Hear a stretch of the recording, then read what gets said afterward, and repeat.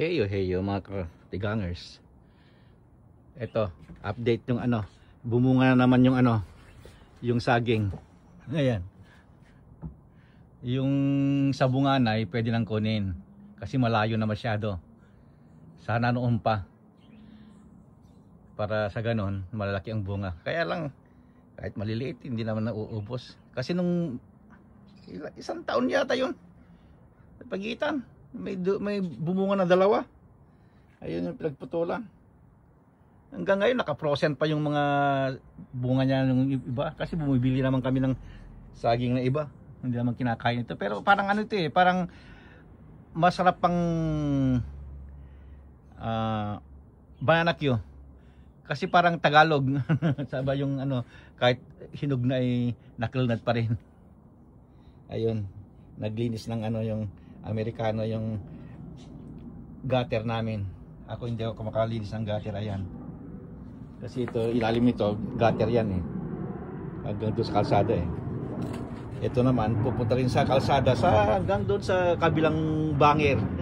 Kalsada. Ayan, naglinis siya ng ano, ng gutter niya. Ayan, malinis. Walang mga dahon-dahon. Ang dahon lang doon lang, ayan. Dire-diretso yan, nag-gutter yan. Kasi dito, banda rito mataas, dito mas mababa sa amin ito. Kaya may gutter dito. Okay, yun lang. Kukunin natin yung sabunganay natin. Ayan, kunin natin yung sabunganay. Tutungtong ako dito sa pader nila. Maaabot ko na yan. Okay. Bye-bye. Ito yung alaga ko pala. Ito yung pinapasyalan ko sa labas. Ayun. Nasa labas ako. Ayan yung hawla ng ano ng ibon. Naglagay ako ng tubig ng ibon.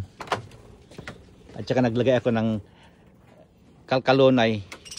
Kasi gusto nila yung bulaklak ng kalkalonay eh. Ayan. Ando doon sila, ayan. Ayan sila. Pero isa lang na nanganganak, ito lang ang nanganganak ito. Itong kulay green. Ito lang ang nanganganak. Pero maraming babae, kaya lang hindi pa nanganganak. Siguro mga bata pa. Ayan. Kaya ngayon, ipapadlak na natin. Ipapadlak na natin yung hawla natin. Okay, mga katigangers. Ito yung padlock niya, dalawa. Ayan. Kasi nasa labas ng bahay, labas ng bako dito eh. Kaya kailangan ano eh. Ayan.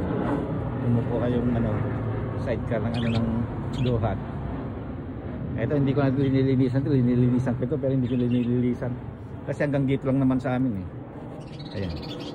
Ito, ang dulon, pataas doon, hindi na sa amin yan. Kaya ito, kung tayo ko rito, ito yung diretsyo niya hanggang sa kalsada. Kaya yung mga puno yan, magkakasunod yan, yun ang boundary. Okay, yun lang. Bye mga birdies. Okay, bye bye.